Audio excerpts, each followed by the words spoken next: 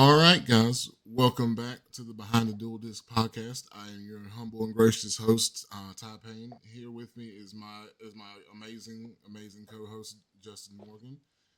And behind the dual disc tonight, sitting with us is my team captain, also one of my very good, really childhood friends, Michael Boyd. Mike, what's up, man? Hey man, I'm just glad to be here. Want to thank you and Justin for having me on this episode. Been looking forward to doing this for a while now. Yeah, it's been a while since you've been on the channel. It's been like over a year. Yeah, the last time I remember being on the channel was the Burning Abyss deck profile from Paradise.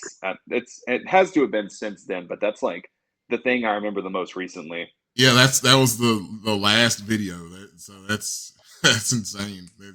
Yeah, I feel That's like that been was like 2 years ago, probably because I was still playing Advanced. It maybe even been 3 years ago. I think you're right. Like that's pretty crazy. So like Yeah, been a while. it has. So I like me and Justin both know your background very well, but we're gonna get into like the meat and potatoes of your background, your origin, whatever you would like to call it. So what got you into Yu-Gi-Oh? What like how did the bug get you? Okay, so for those of you that don't know, I really started playing Yu-Gi-Oh, which would be like playground Yu-Gi-Oh in 2005. People would bring their cards to school. My first card was Zambria the Dark. It was destroyed. One of my elementary school friends gave it to me, and that's kind of what got me interested. My cousin Evan had cards and played and stuff like that. I started watching the TV show, which was actually by that time like Yu-Gi-Oh! GX. So I started watching that, which was really helpful because you could kind of understand somewhat how to play the game by watching that show. And one thing kind of led to another. My first structure deck was the Magician's structure deck, which was like Dark Eradicator, Warlock, all of those things. And that was around the time where someone at my school had told me about this card shop, candle shop, which we all know how that was, but Yeah. you could go and buy cards there from bulk. And I really wanted the Elemental Hero cards, so I had an Elemental Hero spellcaster deck. And that was like my first, I don't even know if you can call that a real deck. It was the first deck I ever put into sleeves. Uh, so and from there, it just kind of snowballed one thing into another. That store ended up closing, no surprise. And our next locals was several years later at a flea market in Mount Airy. That was where I guess I really got the bug. That was where I really started playing a lot and enjoying the game. I kind of came and went a few times, but I always say I really started to play competitively, and I'll say that in air quotations, in Dragon Ruler format, Mhm. which is kind of a bad time to be playing competitively. But that was like where I really first started. I remember going to like the new shop we had at that time and hear people talk about elemental dragons and all this stuff, and that was when I really started to play competitively. Got my first invite with harpies. Actually, a really terrible harpy deck list that I actually went and rewatched the other day, and it'd be played quite differently. If I were to play that now, I have no reason why I didn't play triple Icarus attack. That was terrible, but yeah, I kind of just been going ever since then. Gotcha. Yeah, I remember a lot of these times that you brought up. Like, I remember when we were at playing at Dragon's Pen when they moved over to the mall. I remember when and the Dragon Rollers had just came out, and I like everybody had their deck that they were going to play for that tournament, that big tournament they threw at one time, and there were like Dragon Ruler decks all throughout the tournament. You're like, I'm gonna play X Sabers. I did. I did. I actually had almost forgotten about that. Yeah, I did. I played regular, just old X Sabers. But the thing about it was you weren't doing bad. You were doing very well, and I was like, what is this? Yeah, it was funny because like I mean, obviously X Sabers weren't this great meta call or something, but every deck played Max C, and people would just Max C me. I'm like, that's fine. I'll just Gotham Loop you for your whole deck. Like I can do this. I can do this 40 times. This is fine.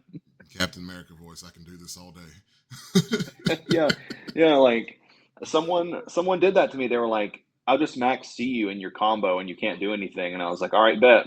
I was like, just go ahead and pick up the whole deck." Yeah, Oh gosh. yeah. I didn't end up winning that tournament, obviously, because I was playing X Sabers, but I did upset quite a few people. Right. Um. So what?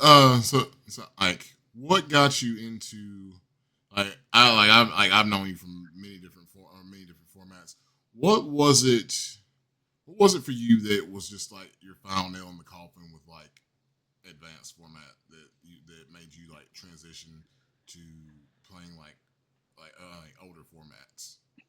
Okay, so my last like run playing advanced format, I played Heroes for a long time. Really grew to enjoy that deck. Topped like I think I got sixth at this like 120 player case tournament that we went to in Las Vegas that year because we had decided to go to the YCS and we locked in and then it got canceled. So we went anyway and there's this huge case tournament. So I did good with that and I felt really good. And I started playing Branded, which was like that deck was just not okay. The things that that deck could do. I played Branded for like 6 months. I got so close to top eighting a regional with Branded. Probably one of the best performances I've ever had at a regional. And after that, I don't know what it was. I just started to really lose the love that I had for the game. I kind of felt like I had played for so long, but in like the big picture, I just never actually got anywhere with anything that I had done. So I really got down on myself for a while. I had actually almost just stopped playing in general Yu-Gi-Oh, and I started playing Edison a little more. I remember actually playing like just for fun Edison at the first YCS after COVID, which was Raleigh, I'm pretty sure. Charlotte. And was it Charlotte? Okay, Yeah. okay, yeah, yeah. You're right. You're right. Yeah, I always get those confused. But I Yeah, remember we were just just hanging playing out and on the playing. tables. Yeah, yeah. We had like a whole little section over there where we were just all playing Edison. I was playing Diva Hero, oddly enough, like just a very historical build of Diva Hero, D draw, all those things. I'm pretty sure I played Fearmonger in there. And the more I played, the more I was like, this is the Yu-Gi-Oh that I just love, that I really used to enjoy. So it was kind of just a thing I played on the side for a little while, and eventually I found myself not showing up to locals anymore, but rather just playtesting in Edison and going to Edison tournaments and doing things like that. And eventually ended up with me just saying I just don't like advanced. Like it's just not for me. It's not the game that I enjoy. So I really prioritized Edison, and that actually came with its own set of struggles for a while. I traveled all the way to Pennsylvania with Justin early into 2023. Yes, 20. I always get my dates mixed up, and just completely just dude this tournament that we went like 8 hours to play in. Almost quit playing Edison because I just got so upset. Like something you put so much time into, so much effort into, and just can't get anywhere. Right. And then it was just like one day everything kind of just changed. And I look back and I realized like a lot of that changed just because the way I approached the game initially was just wrong. And, I just started to think about the game much differently than I ever had. And that's kind of where it all started. Okay. Yeah. I can definitely agree with a lot of those points. For for me, it's about the same for me with like why I'd stop like going to like I still like dabble with advanced here and there, but like I really stopped taking it seriously just because I felt like the I felt like my ship had sailed for like Right. winning like a YCS or a national or something of that like some like high caliber event. I felt like if it was going to happen, it would have happened by now. Yeah. I felt the same way. I felt like, with how much time I'd put into it. If it was going to happen, it should have happened. And I also will admit too, I even when I was playing advanced, I just was approaching advanced with the wrong mentality and just I always make this comparison. I thought that to be good at advanced, you had to like join Jesse Cotton under a blood moon, like one quarter of the year or something to be able to be good. Right. And I just didn't. I didn't. I put time into the game, but I didn't put time in where I needed to, which was actually just learning how to play against every deck, playing lots of matches against every deck. Like I'd play two matches against like the best deck, right, with like a deck that's not good, like BA, Right. beat it one time and be like, oh, this is winnable. Like this is 100% winnable. I have a good matchup. And then it would like never happen again. And I'm just like, oh, this game sucks. This game is terrible. I'm getting sacked. And in reality, I just wasn't putting in enough time where I needed to be. Like I don't feel like for me at least, like I would have had to have probably came home and played on Dueling Book a lot to really get the time in to learn how to play not only against the best decks, but also how to pilot them myself so you know where to interact. So just stuff like that. Like I feel like if I went back and approached advanced in the same way that I do Edison now, I feel like I could actually have some sort of success. But all in all, I really just don't enjoy advanced format as a game anymore. Right. I understand. For me, like it was. Let's see. It's just. I think it was where I'm still bad to do this now. I get like. I think why I didn't really excel that much in advanced is just simply just because I'll find a deck I really enjoy and just get stuck on it, and then like Yeah. I'll just ride it till the wheels fall off, or where to it's just not even a viable deck anymore. Like it's just been power Yeah. out of oblivion. I think that's where like why I didn't see like a lot of success like on my end. And then Yeah, that too. It's definitely a format that either requires you to switch to like a better deck, or like if your deck is getting continued support, to always make sure that your deck is like up to date. right, like because like with Edison and like really just time wizard formats in general, to an extent, you can play the same deck as long as it's not like the seventh best deck in the format type deal. Yeah, like you could 100% have a Blackwing deck, an Edison Blackwing deck, and put it in a drawer and not play for 2 years and come back and do well with it. Yeah, Even though like maybe you're not on draw traps or maybe you're not on like one main depression, like it's still Blackwings. Like the game hasn't changed that much. Where like with advanced, I felt like if I didn't play for like a month, I'm like, man, I missed like two sets and a side set and all this other stuff. It's just a lot to keep up with. yeah, and like like there's like the card pool has expanded so much to where I know like I'll know like the main decks that are coming out of the sets, but like anything else, like anything that people are using like as like little like tech cards or something that's coming out of sets or these side sets. Yeah. I have no idea what's in them. Yeah, I generally know what decks are doing well and kind of what they do, but I don't really know the intricacies of them. Right. Like with the ban list that just dropped yesterday, I had to ask people, I'm like, is this good? Like, does this solve the issues of the format? Like, obviously, I know what some of the cards do, and I'm always surprised Apollosa made it as long as she did because that card is insane. Yeah. But some of the cards, I didn't even know what they did. I had to just look them up and see what they did. Right. Yeah. Yeah. Advance just got their ban list yesterday, which I like. I was sitting around waiting like wondering if it would or if it wouldn't. I I told Justin that yesterday. I was like, "You think we're gonna get a ban list?" He's like, "Oh, definitely, we will." Yeah, but yeah. we can talk about some of the, we can talk about the this ban list and see like pick your brain, like see what you think about it. Okay, okay, I have it pulled up right here. Yeah. So like we got for the forbidden, we got Fiendsmith Lacrima. Like I'm not big. Like I'm not really big up on the Fiendsmith engine. Um, Justin, do you want to elaborate on the Fiendsmith stuff? I know you've done some testing with it here and there. Have you? Have you? Yeah, so Lacrima, it's not one of the worst hits on the list.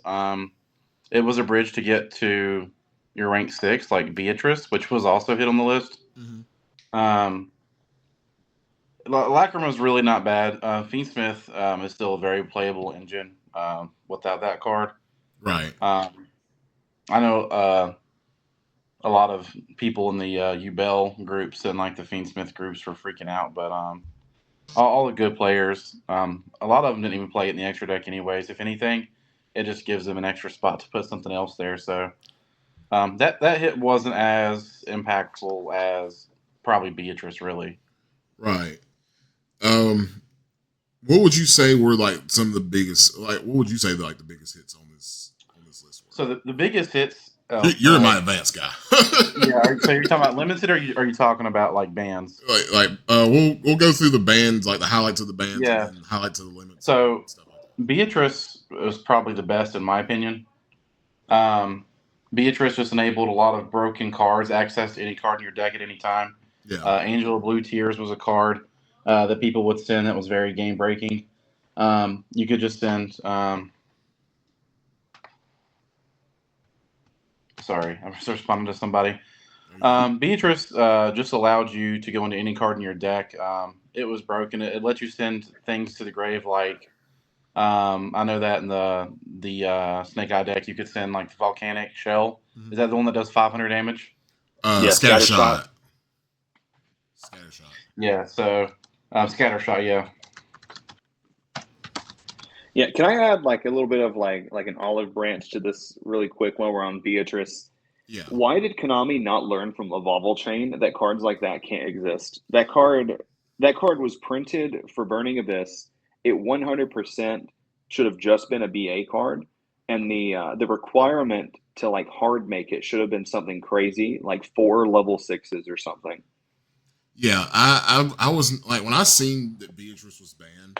Like I was very like I was not a fan of it. Like I know like it played some part in like you know the Fiend Smith combos and whatnot. If I'm correct there, um, I felt like like cards like this that are made for a certain deck should have had some like crazy requirement or it had to like do its requirement to where like you ditch a BA and like you put over Dante Yeah, that's how I think this card should have had to have been made. And what's even crazier about it is like even in its own deck, right? Like if I overlay 2, make Dante, pitch a BA to make it, you can't even use her effect that turn. right. But if you hard make it, you can, which I think that's just completely just crazy. Like Yeah. it should have just been the same effect both ways, and the card's probably fine. The only thing I hate about Beatrice getting banned, I mean, it's a broken card. It should have happened a long time ago. I mean, other decks have been abusing it for years, but I just hate it because, like, I really like the Burning Abyss archetype. Right, same. Um, That's like that was that's what like bothered it for me just because I've always really enjoyed that always really enjoyed that deck and now that deck because of another deck cannot like really has no shot in hell of ever coming back. Yeah, the good thing about stuff like this is I feel like Konami's so money driven and they know what people like that if they do decide to push BA, they'll probably just errata this card to have either be like um, it can't send the turn it's summoned across the board, whether it's a BA summon or whether it's overlaid, or where it just has to be summoned over top of a Dante monster. Right. I could agree with that. I gotta jump on a quick rant real quick about Konami and their erratas because when because I just gotta point this out. So we have in advance we have Change of Heart being legal. We have Snatch Steal being legal, along with Mind Control, and none of them have been eroded. But brain control is eroded to all hell, and it's it has more stipulations. The original effect had more stipulations on it than Change Your Heart or Snatch Steal. So I'm like, I need Konami to rewrite this wrong in history and re errata brain control because it's not going to do anything That regardless. was back when, like, I think they were really trying to find their footing with erratas. Because if you look at them, a lot of those cards they errated, they actually errated them so poorly that they're unplayable, Yeah, like Brain Control and Sinister Serpent. Those cards are completely unplayable. They thought they made Imperial Order unplayable, but we all know how that ended. yeah, and like Crush, like people tried to play the errata Crush card, but it just didn't really do anything. Yeah, Crush Card was only relevant like the first few months after it got errated and unbanned, just because BA could use it to like poop on Cleefort even more than they already did. Right.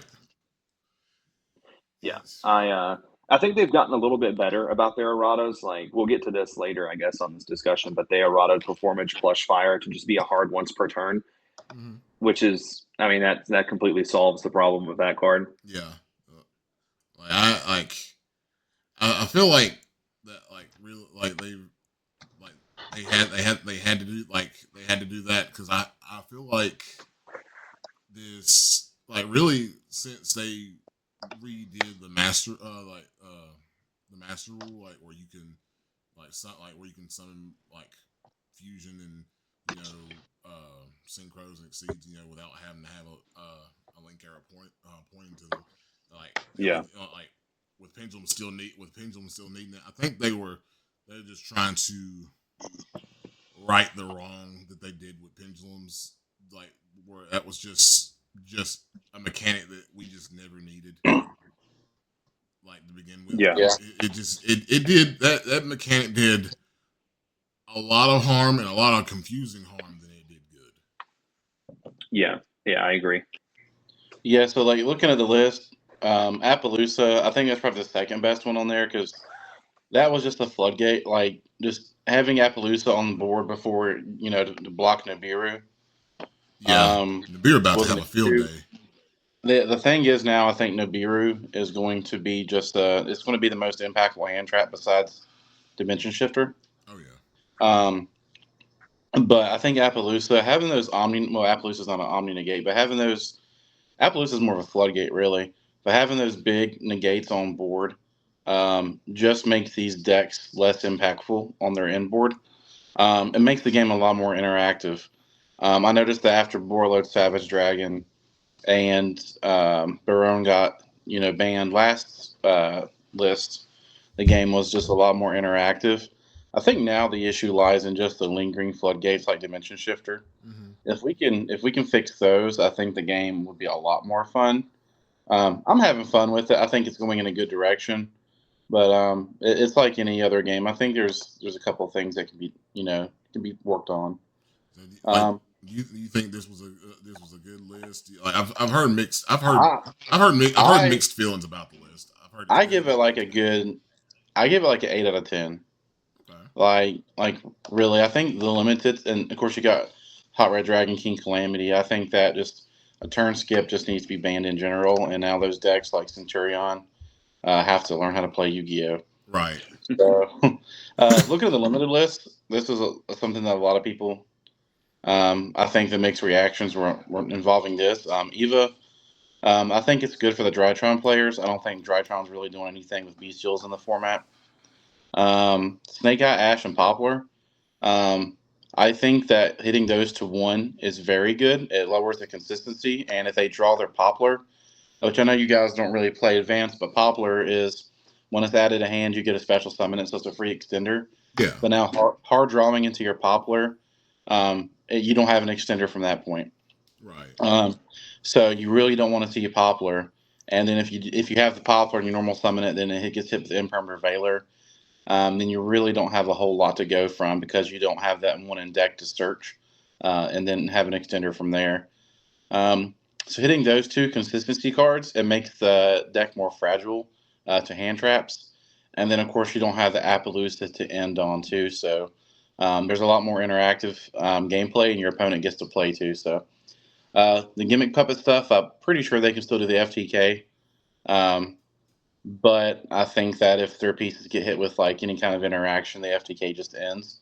So it makes the deck playable, but it doesn't make it to where it's invulnerable to hand traps. Right. And then Branded Fusion, I think this is the one thing I disagree with. I think that Sanctifier Dragon needed to go, or Gimmick Puppet. Mm-hmm. Gimmick Puppet isn't played in the Gimmick Puppet deck, funny enough. Um, but I think that if they'd have got rid of Gimmick Puppet, Branded just could have picked something else like Raw's Disciple or some other degenerate card to summon. So I think Sanctifier should have went. Um, Branded Fusion getting hit almost feels, obviously it lowers the consistency of it, but I still feel like there's no way you don't see that card turn one yeah, with the Fusion, 3 Eluber, 3 opening if they still play that. yeah, And then, like yeah. there's probably Kit. other ways you can get to it as well. Yeah, you got Kit that can search it. Yeah, I forgot Spriggan's about kit. him. Yeah, and then you can always Yeah. dump it with Sovereign and then add it back with Retribution. So Yeah. you have a lot of Yeah, and ways you to can get to it. recycle it with Tragedy as well too. Yeah, plus Cartesia can fusion summon for you too. I think now the big change is they're probably not going to play fusion deployment, or not fusion deployment. The trap card. I Yeah. forget the name of it. Replication, I think it's called. Yeah, duplication. Yeah, Yeah, yeah, yeah. copy of Branded Fusion Engrave. So you can just add other thrust targets, but the puppet lock is still alive and well, which I don't like. Sing and Summoning and Pot of Prosperity are two direct hits to the Tempai deck. Yeah. Pot of Prosperity is good because now if you ash it, you don't have to worry about them playing another one later in the game. And then just Pot of Prosperity is just the best. That should have happened a while back. It's been at one in the OCG for a while. And that's how Yeah. they get to their Card board lets you breakers. dig way too deep. Yeah, and then what I think is a better hit was the Sing and Summoning. It's the field spell, and it wasn't once per turn. So if they activated the effect and you had any kind of interaction like Cyclone or anything, or in my case, I used the DPE to pop it, Yeah. they could just follow up with a second one and go to search. And now they don't have that second copy to go into, and then you can interact with their cards in the main phase like Valor and Ash, Right. and make the deck a little bit more vulnerable. They got to keep the deck alive. They have the Megatens coming out this month, and the Megatens will be selling Trident and Dragon. Yeah. For Edison players, they know what that is, obviously. But they still got to sell the tens. But I think the deck is a little bit less consistent. But I still think it's a good deck.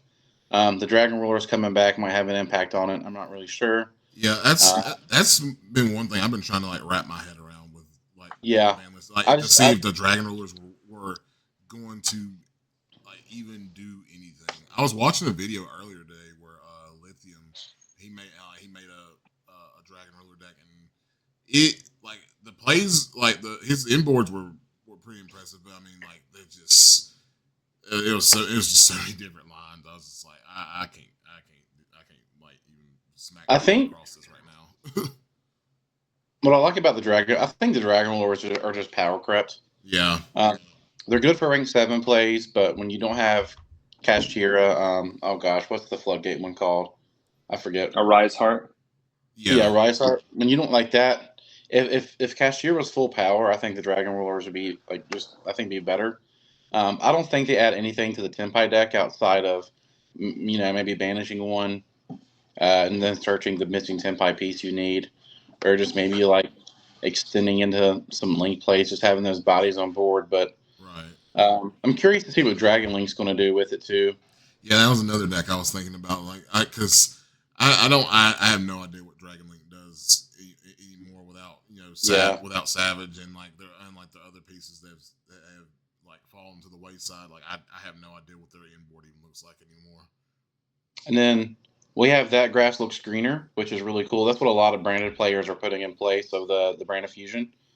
The 60 card builds that gets your retribution and brand of fusion and gray that you can just recur it with, and it's going to be really good for the Lightsworn decks and tier limit.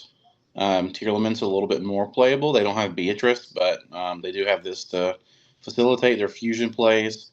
So that grass, I think there's going to be a deck that abuses it. I think Lightsworn primarily. Me, me, Um, me and Boyd were yeah, making the joke yesterday night, talking about imagine activating grass and getting shifted. you told me that. Yeah, that would Yes. Now, Grass was actually like and like my wild card, I really felt like they were going to have to really do something crazy to just like kind of throw players a bone. And I kind of felt like we would get something really wild back, but I never really thought that it would be that one. But it kind of makes sense with like having Shifter in the format. Yeah, it does. Mark my words, and here in 2 weeks we're going to see a Skull Servant deck top a regional. Hey, I'm all for it. Dude, I'm I'm all for for, it too, dude. I I'm, love Skull Servant. I'm all for seeing some new stuff top. Like And then that. Skill Drain was a really good hit. Yeah, Runic is just a really Runic's still full power, but Runic Stun gets a little less better with Skill Drain. right. So you can have some more interaction. And then semi-limited, you have all the Dragon Rollers. We talked about that. And then we have Lunalight Tiger. Um, that's pretty good. And then Thunder Dragon Colossus. I think that makes Pure Thunder a little bit more of a playable deck. Yeah, you were talking about And Thunder then earlier. yeah, like one impermanence doesn't kill you. So you have two Colossus on board now, which is pretty cool. I've been wanting that for a while. And then Ib doesn't do anything. So I think the real winners of this are still the probably Ubel. I didn't talk about that in the semi-limited. The gates or the limited section. Yeah, open the Open Spirit Gate. Spirit. Yeah, people are just going to play the opposite ratio now. They'll Yeah, play the one gates and the three cards that search it. Um, but I think Ubel's the winner of this. Ubel's going to be really strong heading to this format. And then Tempai, I think is still pretty good. And I think Snake House is pretty good, but like I said, none of these boards Ubel can end on a pretty unfair board. They got like the rank 6, they got Caesar. They have the rank 10 Omni Negate. That has 3 points of interaction. But see, these boards aren't ending on Appaloosa anymore, which is really good too. So the boards are easier to break, and if you interact with hand traps, it makes the board just that much weaker too. So I think it's 8 out of 10. I think it's really good.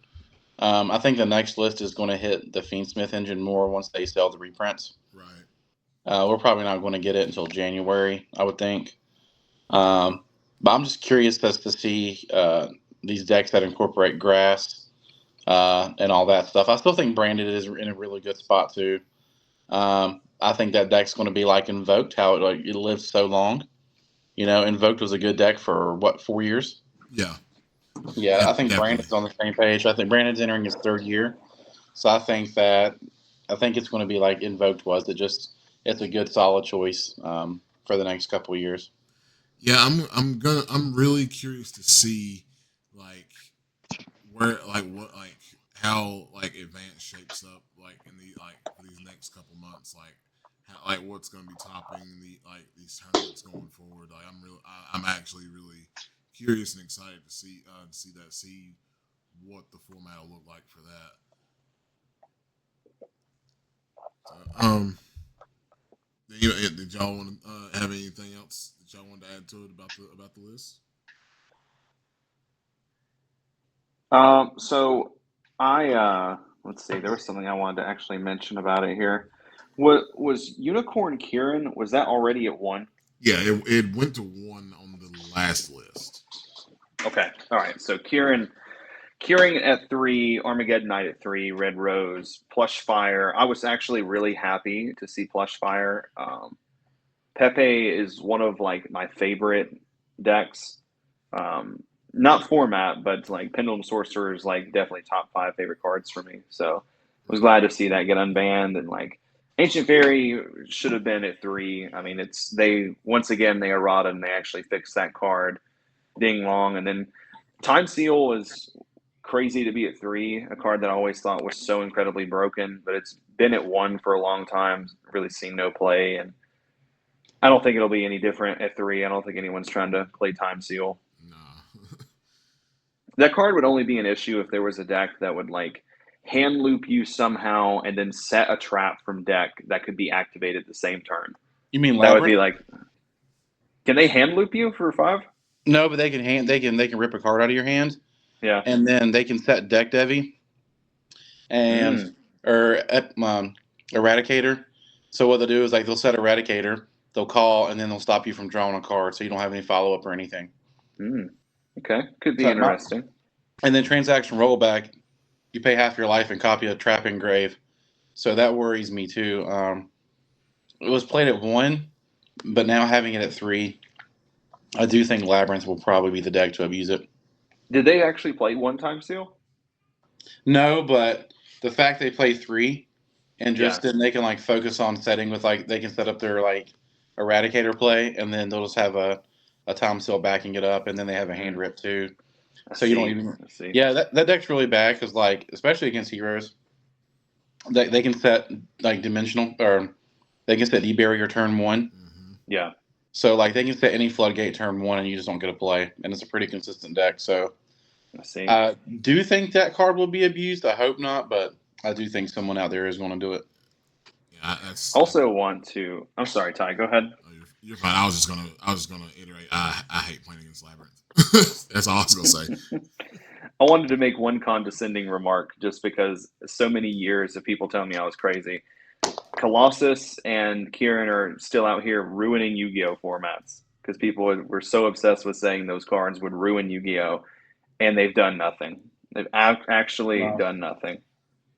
Yeah, there's so many cards. It boggles my mind how many game breaking cards from the past have come back and like in 2s and 3s, and it's just so hilarious that none of these cards do anything anymore. Yeah, Justin knows because him and I were always on the same page that Colossus wasn't a ban-worthy card. Right. Like people were like, "Oh, Colossus would ruin Yu-Gi-Oh," but then like Droll and Longbird at 3 was like fine. No one like said anything negative about Droll. And I think Justin and I actually sat down one time. We looked up every out to Colossus, and it was in like the 50s. The amount of outs that you could play to Colossus, and Droll and Longbird was like sales ban, prohibition, called by, and gamma, and that was like it. Yeah, and gamma. Several of those are at 1. Gamma and Yeah. called by are both at 1. Yeah, so Colossus probably could have went straight to 3. I don't think that card's a problem. In advanced, you have Dark Ruler and Droplet now, like and Imperm, yeah, and Super Polymerization, Book of like Eclipse, Book of Eclipse, Book of Moon, Kaiju's. It just goes on and on. Like if you lose to Colossus being on the field, you probably were going to lose that game anyway. Yeah, that's very true. Plus, Thunder Dragon loses to Nibiru because they can't use Apo anymore. Yeah, that's true too. Like if you know, like I don't know what the modern builds of Thunder look like, but like if your opponent summons Solar and sends and you imperm there instead of waiting for Colossus, I think you kind of just deserve to lose if that's even a deck. But I think that Colossus will be played, and I think Lightsworn is just the best pile deck. Some kind of chaos Lightsworn and with Thunder in it. Yeah, I can see that. I don't think pure Thunder is a viable deck. Yeah, unfortunately, even though I love it. I'm just waiting on Evil Heroes. Play what? I'm just waiting on the Evil Hero stuff, dude. Dude, that stuff is. You were talking earlier about playing the same deck, but like, I got lucky because the ban list didn't do anything to my deck, and I have new support coming out in February. Yeah. You have the best deck as far as like to be playing a rogue deck. That's probably the most safe rogue deck that there is because it's always going to get new support. And with Deny or Malicious is always at 3. Yeah, that's true. Yeah, that's true. So, yeah, I went to locals this past Saturday. Went 3-1 with it. I lost to. Oh gosh, I don't remember what I lost to. You said you lost to some skill drain card or anti-spell card. Yes, I lost to Chimera. It was oh my gosh, Chimera Fiendsmith. It's that illusion card side that's pretty much anti-spell. Yeah. Diabellstar the Black Witch or whatever it's called. Yeah. Not Diabellstar the Black Witch. That's the one of the Diabellstars. And I opened up 5 spell cards and a Vion. And I'm like, I guess I'm not playing. And then game 3, I opened up 2 Evenly and 2 Droplet and Hero Lives. And I'm like, I guess I'm not playing this game either. Dang. Those are the hands that make you want to knock everything over. Or the hands where you just like, well, I just don't get to play this game. Yeah, and it's like I wish I had my one called by. Yeah. Because they summon it on your standby, or they summon it on your draw phase or standby phase. Mm-hmm. But it is what it is. But that new Evil Hero stuff, just like I don't think it makes the ceiling of the deck. I think it just makes the deck more resilient through hand traps. Uh, And then going second, I think it makes the deck better. yeah, I've still got some more research I got to do with I've got to do with that. I know Jaden Br put out a video where he put together 19 different combos with the new stuff. That's a Yeah, lot of combos. it's a Yeah, lot of it's a lot of one ofs, um, which does make the deck a little bit more bricky. right. But I'm pretty excited for it. I think the Fiendsmith engine is going to abuse it if it doesn't get hit beforehand. Are you gonna play Fiendsmith in the hero deck? No. I've seen people doing that in the hero group, and it's just I wasn't sold on it. But so Boyd, one thing that's been going on a lot in the community a lot lately is people, you know, like especially like the modern community is very upset with prize support. And like this has been a thing like being talked about for the past couple months.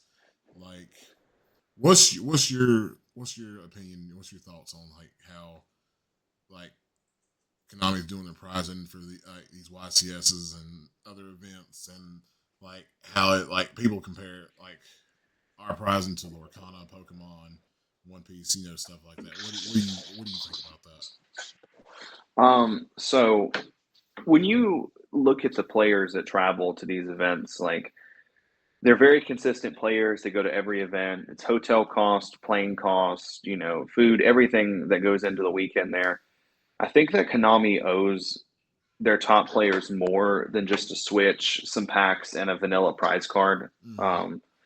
Especially, I mean, I feel like I don't have the numbers. I haven't actually looked it up. I feel like Konami has like close to the same amount of money as like Pokemon and Magic and Lorcana, all those other games. At least they should. And they just need to be doing more for their players. I don't know what that is. I know that there's like a lot of talk that Kazuki Takahashi didn't want there to be cash prizing. But I mean, even at the end of the day, you could give players things that they could just like sell or trade whatever to be able to actually get something from the tournament. Like if you win the Ultimate Time Wizard tournament, you get a giant card, which will go for at least 5K. You get Yeah. at least 5K. It doesn't really matter what the card is, and it only goes up from there if it's a card that people really like. Hmm. And that's just like a side event. Like the main event, is I don't even know how many rounds. Certain number of rounds day one, then day two, and I feel like it just feels bad when you just get a Switch, some random packs, and a vanilla prize card. And they just really need to do better for their players, especially because what am I trying to say here? Let me just say the players just deserve better, for being as committed to the game that they are as they are. Yeah, I definitely agree with that. Like, there's just not it's not a lot of reward for for the commitment. Yeah, and like card games, it's like the closest thing you can get to being able to like legally counterfeit money Hmm. because like obviously you have money in like paying artists, to draw the cards, design the cards, stuff like that. But when it comes down to actually printing the cards and selling them, it probably costs them like a fraction of a penny to print a card. So I know they have a lot of money, and then Konami also does video games and stuff like that. They just need to do more for their players to make it where it's like more enticing to go to events. I'd heard that someone had quit playing, like a pretty big player, because they went to Worlds and didn't get anything for going to Worlds, which is crazy to Yeah, me. If all of that's that's true, wild. yeah, That's you should not go to the most prestigious tournament for your game in the world and get nothing. That's a slap in the face. yeah.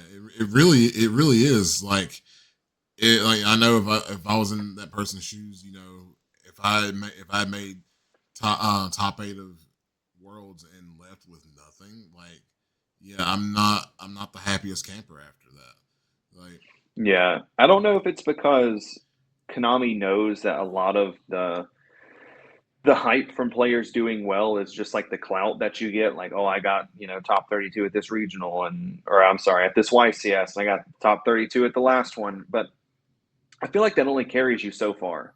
Like that only carries you so far before it's like, oh, I've just put in all this time and effort just to like gain respect from people that don't actually even know me. Right. One thing I've noticed, and I don't know, I don't know, like how much like say so this company had like on like what our prize cards back during this time period were. I don't know like how much say so they had over this, but I remember back when Upper Deck was running like events and stuff for Konami and whatnot. We had legitimate prizing and legitimate prize cards back then, and like it was back then you would get like a laptop or a game system. You would get a prize card that was actually playable, like Gold Sarg, Yeah. Doom Cow, The problem, Shrink, Cyberstein. Like on top of that, you get a map booster box. Invite to nationals. All this stuff, and then it's just like after Konami took over, it just seems like it started to over time just dwindle. I think that having those kind of powerful cards did like gatekeep people from Top Cut to an extent. Because if you didn't have the Minerva back in the day, or the Crush card, or the Gold Sark, like it did put you at a severe disadvantage, especially during Gladiator Beast format when Crush card was big. Yeah. It definitely gate kept a lot of people from entering the Top Cut, but on the other side of that argument, the same people are topping and winning events right now anyway, right? Yeah. So, how much more of an impact would that be? I think the last playable card they had was the Chaos Emperor Dragon. Yeah. Yeah. I have So, an idea for prize cards because I do agree with Justin. I think that having playable prize cards is kind of crazy. Like if you remember when Minerva came out, Yeah. Lightsworn was actually a relevant deck if you had Minerva, and if you didn't, it wasn't even close. So, like, my idea is instead of just printing these vanillas that are basically meaningless, I think that they should be printing exclusive alt arts of cards that already exist: Blue Eyes, Dark Magician, Red Eyes, Feather Duster, iconic cards that the only way you can get this artwork is by topping a YCS. That way, it's still a chase card. People will still want it because they want that version, but you don't get gate kept from getting there because the card's insane. Right. Okay. I can agree with that. Yeah, so some kind of just different artwork from any other version. Like, oh, this won't be reprinted. At least anytime soon with this artwork and stuff like that. I think would give the cards a lot more value because the vanillas are really just meaningless. Yeah. They I, don't I they don't do anything. yeah, I think giant cards. How can you give away? How can you not give away giant cards in the main event? That too. Yeah, that should like I feel like they should make a giant card for every like cover card of every core set, and that should be like one of the prize cards for the events. Like whatever the cover card Yeah, of the set is, it's a giant card. That's what you get for and winning. Or you. speaking of like Time Wizard, I don't think they needed. I don't think they need to redo giant cards again. The card pool is so large that you can do a different card each time. That's Yeah, I very was true. That's very disappointed when true. they did Black Rose again. Like I don't think that they should need to be recycling those. No, they like there's so many different cards they could have done for that tournament. Like, There Cypher are Bay. enough cards just in Edison that you could do a different prize card for literal years before you would run out. Yeah, Yeah, there's so many different cards in Edison that the community would erupt if we got giant cards of like Stardust, if yes, we got giant Vayu, Armor Master, Absolute Zero, Yeah, it goes on and on. Like yeah, Gores, Armageddon Knight, Dark Grepher, Dark Arm Dragon. Shura, Dark Arm, stuff like that. They should definitely be doing stuff like that. And I also think that for those events, they should be keeping it to at least like a Time Wizard card, even if it is like a goat card or something. But the random times they've done like Minerva, that was Yeah, that was I didn't like that. I didn't like that either. I'm glad you were able to get like your piece of the pie of that like I wasn't a fan of I wasn't a fan of it being Minerva. Like if you're gonna pick like a light sworn, like I know they ended up doing Judgment Dragon for Indianapolis, but you could have done like Celestia, Lumina, Yeah, something like that, or Archlord Christia. yeah. It's funny that you brought that up because I was driving home Friday and I was just like, what prize card, what giant card could I win that I would really be torn if I would sell it or not. And I thought about it. I was like, if I won the Minerva, I would have sold it. If I won the JD, I would have sold it. And I was like, man, if it was Lumina or Honest, I think I would have to put it on my wall. Yeah, I thought about that before as well. Like if I was to go to Ultimate Time Wizard and win an absolute zero, I would have to really like I asked myself if I would really sell it, and the answer would have been no. It'd be getting hung up on the Yeah. wall. The problem with that though is still like somebody walks up to you and offers you 8K for it, and you're just like, this is literally a piece of styrofoam. I Yeah, could go home and go to Staples and get this printed and put it on my wall and still have $6,995 this is true. in my pocket. So like that's the problem too, Yeah, like I don't know. I would like to think in a perfect world that if it was Lumina or Honest, I'd bring it home, put it on my wall. But somebody offered me, 6, 7 grand for a piece of styrofoam. I'm just like, here, take it, man. It ain't that deep. right. One thing I was gonna mention about like going back to like YCS, the main event prizing. One thing they could also do is like these like uncut sheets, like these real like the real nice ones that they'll have like for like the prize wall and whatnot. They could like put some of those like first, second, and third prizing. Yeah, that's also true. I remember when we were all at YCS Charlotte, and that guy that was that one guy that ended up with the uncut sheet of the Starlight Dragoons and Starlight Leviathan Oh, Dragons. he bought a car. Yeah, he like didn't he get like 20 plus K for that? Yeah, I can you heard that he got imagine? 19,000 for it. That's Yeah, just what I heard. can you imagine? Like, I think Pokemon World's giving away 35,000 for the first place is the highest prize I've heard of. Maybe Magic's done something bigger, but imagine like just going and being like, "Hey, what'd you get for winning first place?" Oh, we bought a car. Yeah, Yeah. that's wild. Yeah. Meanwhile, like someone from a Yu-Gi-Oh tournament's like, "Oh, well, what did you get for first place?" You're like, "I got a 7-year-old console and this unusable prize card." Great success. Yeah. But, yeah, like there's I feel like there's a lot that needs to be worked on as far as like Konami like working on like the prize support. That's why I think that shops just have much more success holding unsanctioned tournaments. Yeah, I I agree. agree. I want to go on a slight tangent here too, and I'm not going to say anything that's going to get anyone in trouble, but there was the Go Grand Prix that was being held, I believe, somewhere in Atlanta. I think it was Atlanta a couple weeks ago. And for the first place prize, you would get an invite to Goat Worlds, and they were also going to give you this Yggdrasil playmat that had Sacred Phoenix on it. Yeah, And Konami somehow caught wind of this, reaches out to the TO, and basically says, cancel the tournament or you're going to lose your OTS. And the owner of that store was like, yeah, you can kick rocks. We're not doing that. And to me, I was just like, I'm really glad that whoever owns that store stood their ground because we had a situation for a while where we really tried to get Konami to do something when they were actually cheating their players out of money and they never did anything for us at all. they But still. I people mean, were they just still gonna are, but that's neither they here nor still there. are. And people just make a play mat with some fan art on it, and they're like, "Oh yeah, you can't do that." Like, no, you guys need to stay off of social media and what everyone else is doing, and work on your own game. People are spending 2 or 3 grand to get to your tournament and walking away with $300 in prizing. Yeah, Like Here's my also thing. there's no reason to that Konami couldn't do cloth play mats for players either. yeah, It's been known for years people prefer that over rubber. yeah, And we know they can do cloth play mats. I mean, look at the UDS mats; they're still going for Yes, like yeah. and seven, they're eight hundred good. dollars. They're Yeah, they're good. nice. Yeah, because so they know like it's not that they don't have the power. Yeah.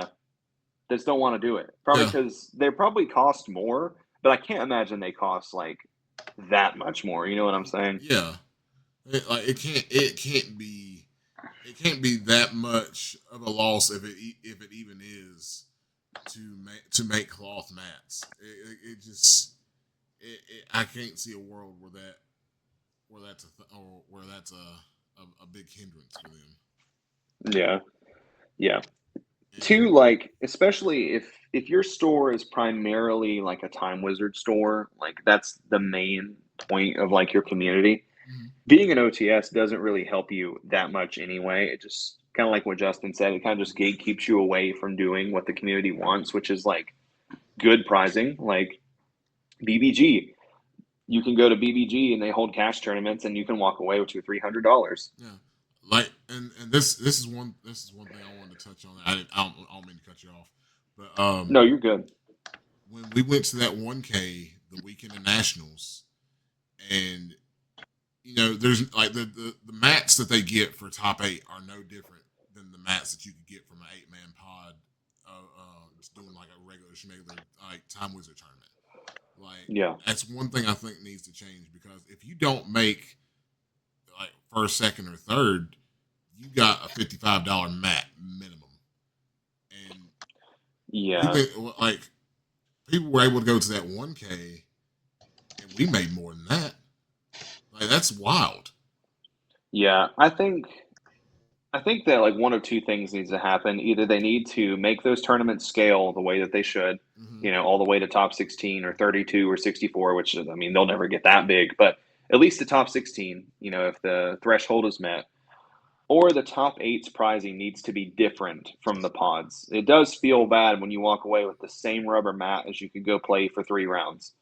It feels really bad. Yeah, Trust me. I know from experience, it feels very bad.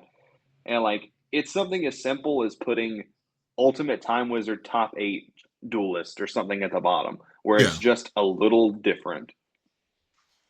yeah. Because at this stage of the game, everybody's sick of just winning that hamster mat. Yeah, and they just go down over time too. Like when I got mine, it was worth like $150, and now they're like, I've seen them go for $30 now. Yeah, like I know the lad mat is still going for more than that. I think that's because I honestly, this is my personal opinion. I honestly felt like the lad mat was a lot better looking than the hamster. Yeah, I just want a Black Rose mat for the next season. I think that would be cool. I'm gonna be biased. I want absolute zero That would mat. that would also be cool. I always thought hamster was kind of a random card to pick for that anyway. Yeah, I wasn't a fan of hamster being the mat. Um, yeah, I'm not a fan at all. Yeah, room for improvement. Definitely. Okay, so I got one more question, then we'll be in this will be the closeout question. All So right, the final hoorah here. so here in the last little bit, like we've seen hat format start to pick up steam. Like what's really both of y'all's thoughts on that? 'Cause I ain't really Justin, I ain't really got to speak to you about like how you feel about hat picking up either. I'll let Justin go first. I can be quite long-winded on things like this. You go first, Justin. I'm a fan of hat format. I like I like it. I played it for a little bit on DB. I think me and Boyd, and I think all three of us might have been playing it like over a year ago, Yeah. just for fun. Um, my only concern with it is, and I've spoken to Boyd about it, is that we saw the same thing happen with Tengu when the 3v3 in Vegas was announced, right? Everybody started picking up this deck. Everybody started picking up their Tengu cards and everything. We saw the market change. All for all this paper investment to pretty much go to waste after the event was over. Um, with hat format, I think it's even worse because we haven't had any official Konami support for hat, like tournament wise. Hat hasn't been like announced for any kind of team tournament. Um, so I'm just afraid that people are going to invest in it paper wise and not going to see any kind of payoff from it unless they can like unless their locals plays it heavily or something like that, or they got a group of friends that get together and play it. I think that Edison right now, and it's not bad, I guess, to an extent, but I think it's gatekeeping the Time Wizard format per se. Um, I think that as long as Edison keeps seeing play in the Ultimate Time Wizards and supported by Konami, which is great, it really is. It's something different. I think things like Hat, Tengu, all those alternative formats that people want to see just aren't going to really kick off. That's my only thing about it, but I love it. I think Soul Charge is an issue. Don't get me wrong. I think Yeah. Soul Charge. I think Bottomless needs to be at 3, but um, yeah. So that's just me. All right, Boyd. Okay. Yeah, I share a lot of similar thoughts as Justin on it. Um, we tried to get Tengu format going earlier this year.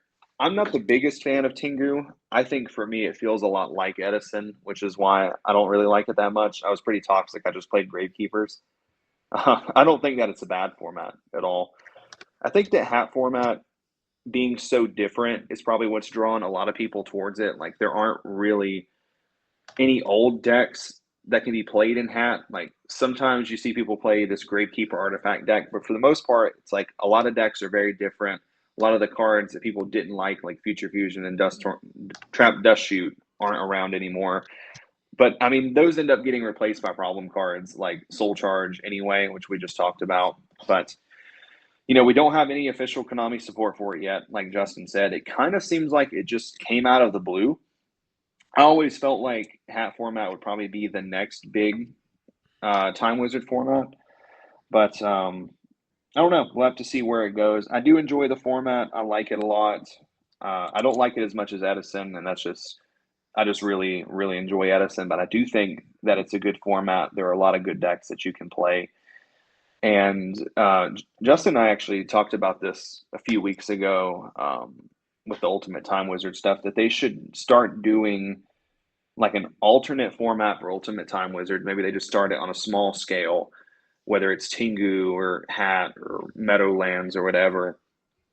And then maybe they start saying like, okay, this for this quarter of the season, all Ultimate Time Wizard tournaments are going to be Tengu plant format. All of these are going to be Goat format. All of these are going to be Edison. All these are going to be Hat. And they can kind of rotate them once they get the interest. But with how big Edison is, that could be some time before we see that, especially because we're dealing with Konami, which they don't really like to. They don't do well with change, I guess is the best way of putting it. But I hope to see it grow. I hope to see Time Wizard become actual Time Wizard format and not just Edison format. Yeah, I think a good start would be like maybe have like a 24-man pod, right? Of Yeah. like Hat format or Tengu format. And then if they kick off regularly, then okay, then yeah, then maybe we can do 48 and then just work your way up and everything. Um, Yeah, like but they run multiple events for like Attack of the Giant card anyway. So I mean they could just yeah. do something similar for Time Wizard. Yeah, like the from where there's not a lot of like IRL, like well, really no IRL, right? Like right now, events it's been like announced or like even put into like the future is just like that's what's like kept me like that's what's kept me from investing and buying any cards for it because I like I don't want it to have the Tingu effect like we had like earlier this year and like part of me I go I've been like kind of like a grumpy old man about it because I'm just like I don't like change you know so I'm just Yeah, change is hard. yeah I'm just like okay I'm like at first I was just kind of like a bit like kind of like I enjoyed it like I enjoyed playing it like it's just like I don't know I was just like I don't know what it was I don't like trying to like picking up another format again like I'm just like okay let's do it like and then I started playing some last night and I was like okay I could get down with this but I don't know I would have to see like some IRL events get announced and stuff before I could like full like invest in some. I'll probably buy like I was talking to Boyd about this yesterday. Was it yesterday I was talking to you about Mythic Ruler. Yeah. I'll probably buy Mythic Ruler just because it's like it's excuse me it's cheap and good, but like you know, I don't know if I'll like max out anything or anything like that. You know what I mean? But all right, we are at the 1 hour and 5 minute mark, so I guess we'll get ready to get out of here. Boyd, is there any like shout outs or anything that you want to give before we get out of here? Shout outs to Behind the Dual Desk podcast for having me on here. I really enjoyed it. Had a good time. Would love to do it again soon. Oh, Shout definitely. outs to my channel, the Edison Club. We also have a podcast. This is kind of the early development of the Yugi Tuber cinematic universe. We now have crossover episodes. So, shout outs to the Edison Club, the team. Shouts to all the Edison boys. You know who you are. So, yeah, I think that's about it. All right, Justin, you got anything you want to say before we get out of here? No, except this idiot. I attacked over his Shein in a hat format, and he kept it on field and said, "We're just playing for fun." So don't be What? one of those guys. Yeah, Just let the man have fun. Yeah. Hey, look at the picture I sent in the group chat when we get off. Just look at it. Oh God. All right, guys. This has been Ty, Justin, and Mike with Behind the Dual Disc podcast. Signing out. Until the next one. Have a good night. Stay safe. Peace.